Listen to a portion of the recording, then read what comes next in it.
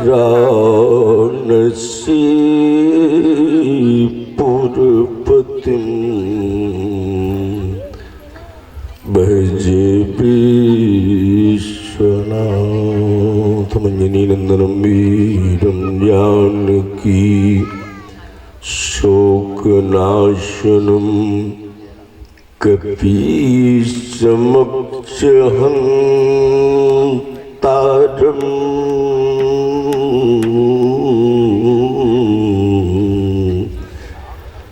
वन्दे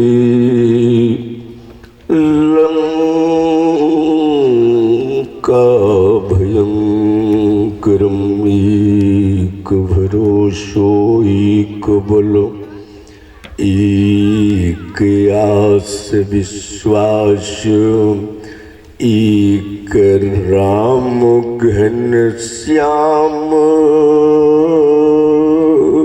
हित चातक तुलसीदास अपने अपने घरन की सब को पीर तुम्हें पीर सब घरन की धन्य धन्य रघुवीर जाकी सेवा भाव से ऋणी भये श्री राम उन महावीर बजरंग को बारंबार प्रणाम आया है सो जाएगा राजा रंग फकीर एक सिंहासन चढ़ी चले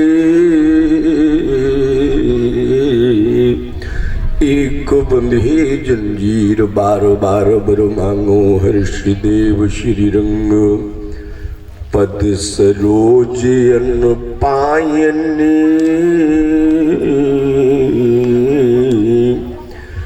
भगति सदा सतसंग बोलो सच्चिदानंद भगवान की उमापति महादेव की राज राजेश्वरी नर्मदा मैया की श्री हनुमान जी महाराज की ग्राम की समस्त देवी देवताओं की जय हो। श्री राम कृष्ण के अनुयायी सनातन धर्म प्राण समस्त श्रोता महानुभाव गार्गी मंदालसा उर्मिला सती सावित्री के मंगल में पावन पद चिन्हों पर चलकर भारत के चरित्र की पवित्र पताका अंबर में फहराने वाली हमारी समस्त माताएं सभी बाल गोपाल साधक और विचारक समस्त विप्रमंडली संतजन नाना नाम रूपों में विराजमान सच्चिदानंद भगवान की परम प्रिय आत्माओं, आज ये 7 दिवसीय आयोजन ग्राम खाती पिपरिया में श्रीमद् भागवत का ये दिव्य आयोजन का द्वितीय दिवस हमारे और आपके बीच में चल रहा है। भगवान की बड़ी कृपाएं है, प्रभु की बड़ी कृपाएं है। एक भक्त के माध्यम से ये दिव्य माता सरस्वती के प्रांगण में शिक्षण संस्थान में ये आयोजन आयोजित है। अभी बड़ी सुंदर कथा श्रीमद् भागवत के माध्यम से आप सभी लोग बड़े सरकारी जी के द्वारा श्रवण कर रहे थे। सभी लोग मिलकर भगवान के दिव्य नाम का सुमिरन करें और उसके बाद में हमारा और आपका मन और ध्यान आज द्वितीय दिवस में श्रीमद् भागवत महापुराण की दिव्य भगवान के लीलाओं की ओर जाएगा और हम और आप सभी लोग मिलकर के आज द्वितीय दिवस के कथा का पूर्ण आनंद लेंगे, पूर्ण रस लेंगे। सभी लोग मिलकर भगवान नाम स्मरण करते हैं। कृष्ण गोविंद गोपाल गाते चलो, कृष्ण गोविंद गोपाल गाते चलो, कृष्ण गोविंद गोपाल गाते चलो, कृष्ण गोविंद गोपाल गाते चलो, कृष्ण गोविंद गोपाल गाते चलो, कृष्ण गोविंद बाल गोपाल हमारे गाते चलो, मन को विषयों के विष से बचाते चलो, मन को विषयों के मन बड़ा बेकार है, बचाते चलो, मन को विषयों के विष से बचाते चलो, मन को विषयों के विष से बचाते चलो, कृष्ण गोविंद गोपाल गाते चलो, कृष्ण गोविंद गोपाल गाते चलो, कृष्ण गोविंद गोपाल गाते चलो, कृष्ण गोविंद गोपाल गाते चलो, देखना इंद्रियों के न घोड़े भगे, देखना बड़े प्रबल इंद्रियां घोड़े भगे, रात दिन इनको संयम के घोड़े लगे, रात दिन इनको संयम के घोड़े लगे, अपने रथ को सुमारक चलाते चलो, अपने रथ को सुमारक चलाते चलो, अपने रथ को सुमारक चलाते चलो, अपने रथ को सुमारक चलाते चलो, कृष्ण गोविंद गोपाल गाते चलो, कृष्ण गोविंद गोपाल गाते चलो, मन को विषयों के विष से बचाते चलो, मन को विषयों के विष से बचाते चलो, कृष्ण गोविंद गोपाल गाते चलो, कृष्ण गोविंद गोपाल गाते चलो, प्राण जाए मगर नाम भूलो नहीं, प्राण जाए मगर नाम भूलो नहीं, दुख में तड़पो नहीं, सुख में भूलो नहीं, दुख में तड़पो ज्यादा मत भूलो, सुख में भूलो नहीं, नाम धन का खजाना बढ़ाते चलो, नाम धन का बहुत बड़ा खजाना बढ़ाते चलो, नाम धन का खजाना बढ़ाते चलो, नाम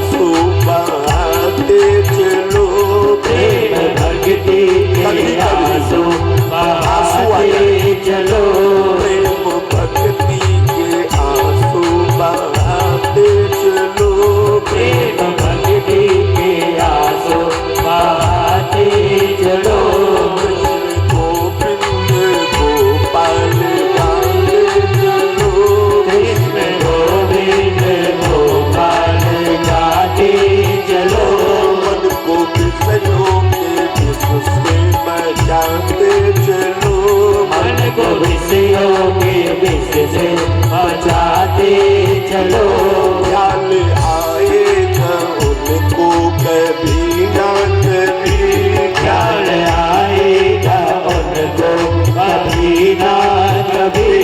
ऐसा विश्वास मन में जमाते चलो, ऐसा विश्वास मन में जमाते चलो, ऐसा विश्वास मन में जमाते चलो, ऐसा विश्वास मन में जमाते चलो। कृष्ण गोविंद गोपाल गाते चलो, कृष्ण गोविंद गोपाल गाते चलो, मन को विषयों के विष से बचाते चलो, मन को विषयों के विष से बचाते चलो, अपने रथ को सोमारग चलाते चलो, अपने रथ को सुमारग चलाते चलो, नाम धन का खजाना बढ़ाते चलो, नाम धन का खजाना बढ़ाते चलो, प्रेम भक्ति के आंसू बहाते चलो, प्रेम भक्ति के आंसू बहाते चलो, कृष्ण गोविंद गोपाल गाते चलो, कृष्ण गोविंद गोपाल गाते चलो, मन को विषयों के विष से बचाते चलो, मन को विषयों के विष से बचाते चलो। बोलो भगवान की जय हो, श्रीमद् भागवत महापुराण की जय हो, सत्य सनातन वैदिक धर्म की जय हो। अब सब लोगों का ध्यान और मन आज श्रीमद् भागवत के द्वितीय दिवस में भगवान आनंद कंद सच्चिदानंद की दिव्य लीलाओं की ओर जाएगा। महाराज संकेत करते हैं, मैत्रेय जी विदुर जी महाराज को बता रहे, श्री सूत जी महाराज नैमिषारण्य में सौनकादिक ऋषियों को सुना रहे और श्री सनकादिक ऋषि देवर्षि नारद जी महाराज को हरिद्वार में गंगा जी के तट में सुना रहे और श्री सुखदेव जी महाराज राजा परीक्षित जी को सुखताल में गंगा जी के तट में सुनाया और हम और आप सभी लोग इस पुनीत प्रांगण में इस माता सरस्वती के दरबार में सभी लोग ग्राम खाती पिपरिया में बैठ करके आज यहाँ पर श्रवण कर रहे हैं। राजा परीक्षित की कथा अभी बड़े सरकार जी के द्वारा आप सब लोग सुन रहे थे, लेकिन जिन महाराज परीक्षित जी को 7वें दिन सर्प के काटने का श्राप मिला, ये राजा परीक्षित कोई साधारण व्यक्ति नहीं थे। राजा परीक्षित इतने बड़े पुण्यात्मा थे, इतने बड़े पुण्यात्मा थे, इतने बड़े धर्मात्मा थे, जिन महाराज परीक्षित ने अपने पुण्य के प्रभाव के कारण कलयुग को अपने राज्य से 36 वर्ष के लिए अलग कर दिया था माने इतने बड़े पुण्यात्मा का प्रभाव, इतना बड़ा पुण्य का प्रभाव था कि अपने पुण्य के प्रभाव से कलयुग को अपने राज्य से 36 वर्ष के लिए अलग कर दिया। बड़े ध्यान से सुनेंगे और अपने दिल और दिमाग से ये बात निकाल देना कि हमने तो कई बार भागवत की कथा सुनी है और वास्तव में आपने सुनी भी है। गांव-गांव में कथा हो रही, गांव-गांव में भागवत हो रही, हर जगह भागवत हो रही, बड़े बड़े विद्वानों का आगमन हो रहा, बड़े बड़े संत महापुरुषों का आगमन हो रहा। लेकिन खाती पिपरिया में अगर आपने इस शरीर को बुलाया है तो जरा मेरे से जुड़कर के श्रीमद् भागवत की कथा का आप लोग आनंद लेंगे, रस लेंगे और आपको ये लगेगा कि लगता है पहली बार भागवत की कथा सुन रहे। बोलो वासुदेव भगवान की, क्योंकि भगवान की लीला अनंत है, प्रभु की लीला अनंत है और अनंत का अर्थ होता है जिसका कोई अंत ना हो, जिसकी कोई इति ना हो, जिसका कोई अंत ना हो। और जब अनंत लीला को आप सभी लोग सुनने के लिए बैठे हैं तो भागवत में बड़े सुंदर सुंदर दिव्य भाव आपको मिलेंगे जो आपके मन को प्रसन्न करेंगे, जो आपके मन को आह्लादित करेंगे, जो आपके मन को आनंद देंगे। राजा परीक्षित अपने पुण्य के प्रभाव से कलयुग को 36 वर्ष के लिए अलग कर दिया। लेकिन जब दादाजी का राज्य था, युधिष्ठिर का राज्य था, धर्मराज का राज्य था और महाभारत का युद्ध जीतने के बाद जब कुंती के ज्येष्ठ पुत्र महाराज युधिष्ठिर राजा बनाए गए, जरा विचार करेंगे, नाम था युधिष्ठिर, जीवन में कभी झूठ नहीं बोले, जीवन में कभी कोई पाप नहीं किया, जिनका नाम धर्मराज था। लेकिन जब धर्मराज राजगद्दी में बैठे तो कलयुग का प्रवेश हो गया, यानी दादाजी के राज्य में कलयुग घुस गया। कलयुग ने तांडव मचा दिया, कलयुग ने उपद्रव कर दिया। जो धर्मराज कहलाते थे उन धर्म के राज्य में कलयुग का प्रवेश हो गया। लेकिन नाती जब महाराज परीक्षित राजा बने तो अपने पुण्य के प्रभाव से दादाजी के राजत्व में जो कलयुग घुसा था, महाराज परीक्षित जी ने उस कलयुग को इतना बड़ा दंड दिया, इतना बड़ा दंड दिया कि महाराज ने कलयुग को अपने राज्य से 36 वर्ष के लिए अलग कर दिया। भैया जी, कलयुग कैसे घर से दूर होए।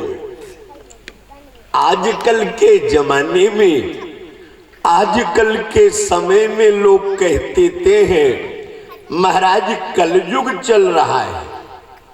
ये तो कलयुग का प्रभाव है, लेकिन धर्मात्माओं, सनातन धर्म के मानने वाले लोगों, ये हमारे ऊपर भी है। अगर हम चाहें तो अपने जीवन में सतयुग को बैठा लें, अगर हम चाहें तो त्रेता और द्वापर को अपने शरीर में बैठा लें, अगर हम चाहें तो अपने घर में सतयुग त्रेता द्वापर को बुला ले। और हमारी जब क्रिया बिगड़ जाती है तो शरीर में, घर में कलयुग का डेरा पड़ जाता है।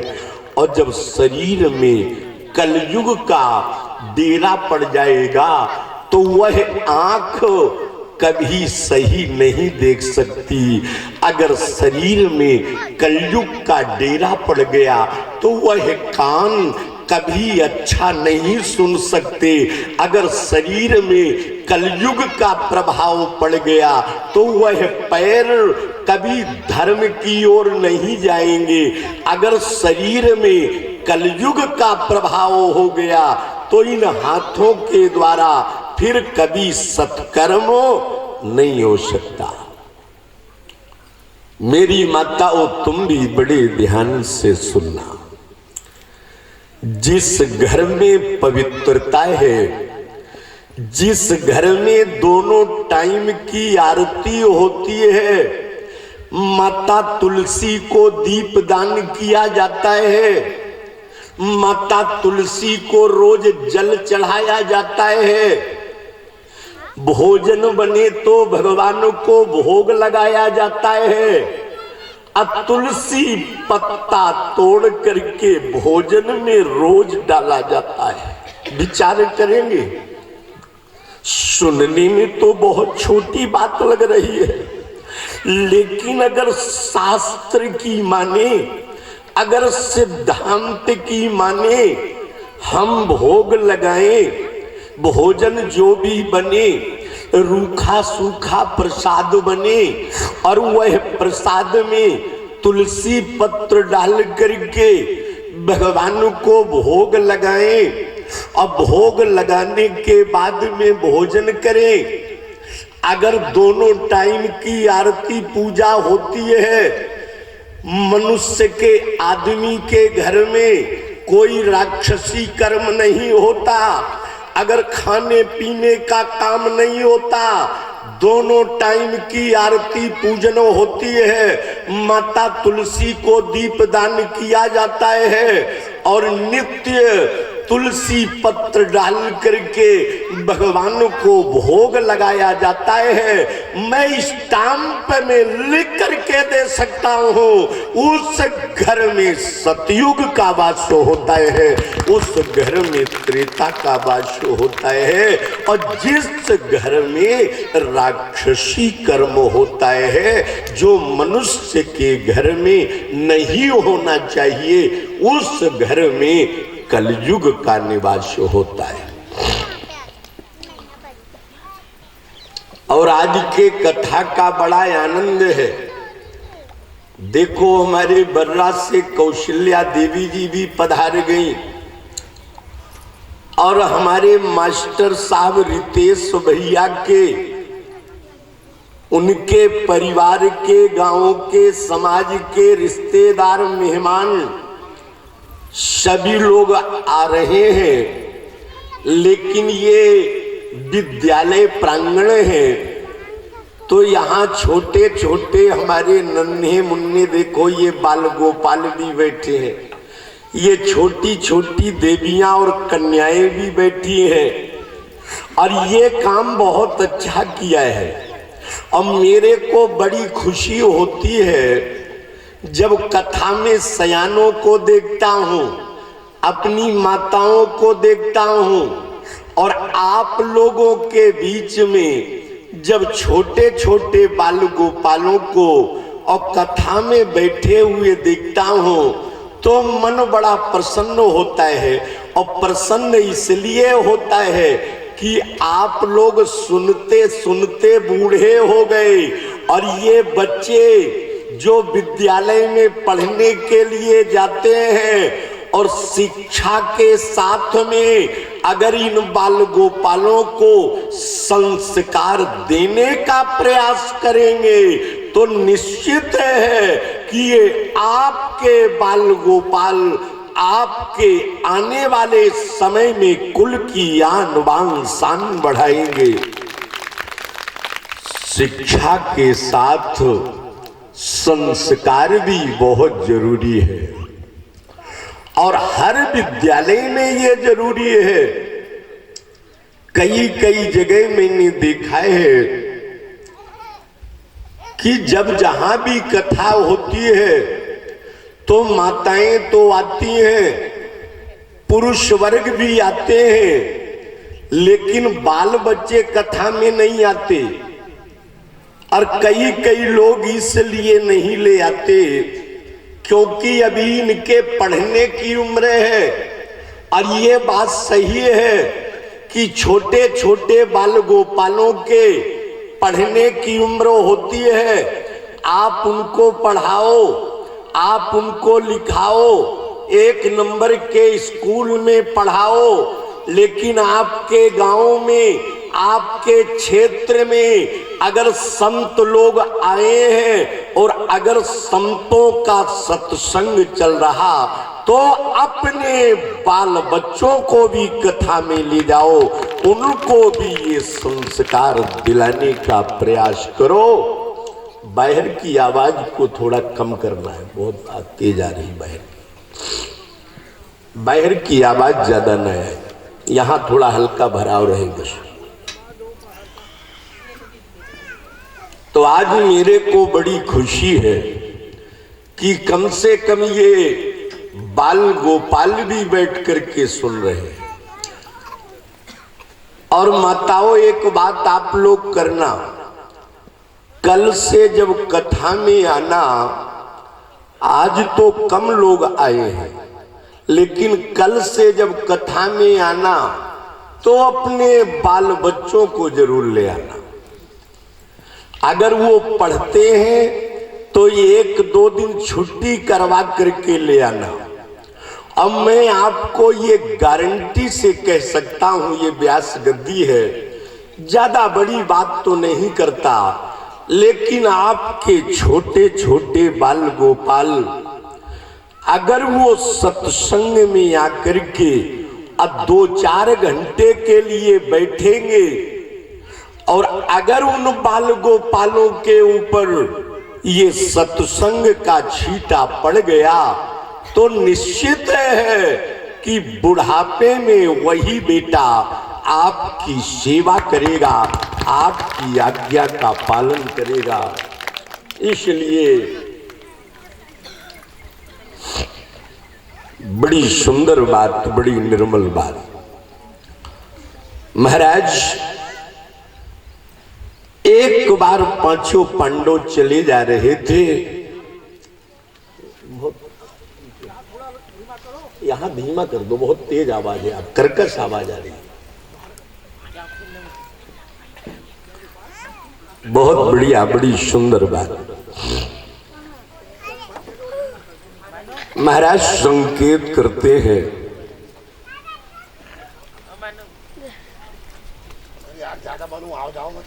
धर्मराज ने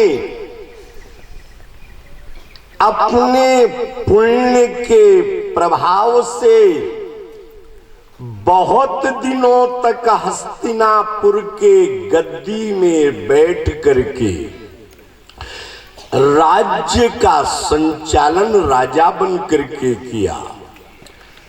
धर्म के राज्य में कोई कमी नहीं थी, लेकिन कलयुग का प्रवेश हो गया।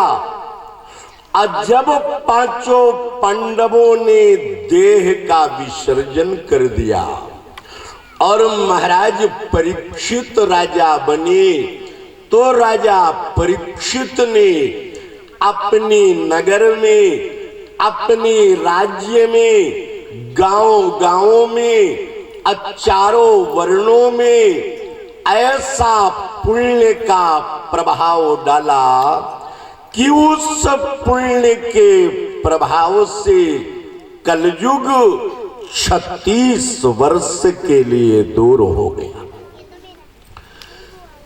अगर घर पवित्र है तो आपके घर में कलयुग नहीं घुसेगा। अगर घर में दोनों टाइम की आरती हो रही तो आपके घर में कलयुग नहीं घुसेगा। अगर घर में आपके पवित्रता है, चिंता मत करना, लाइट गई है, मैं बैठा हूं और मैं अभी कमजोर नहीं हुआ। अभी खैर घाट वाले आए थे और मेरे को देख करके बोले, महाराज जी इस बार कुछ कमजोर लग रहे हो। जब खैर घाट आए थे तो बड़े ताजे ताजे लग रहे थे, इस बार कुछ कमजोर लग रहे हो। तो मैंने कहा मैं अभी कमजोर नहीं हुआ,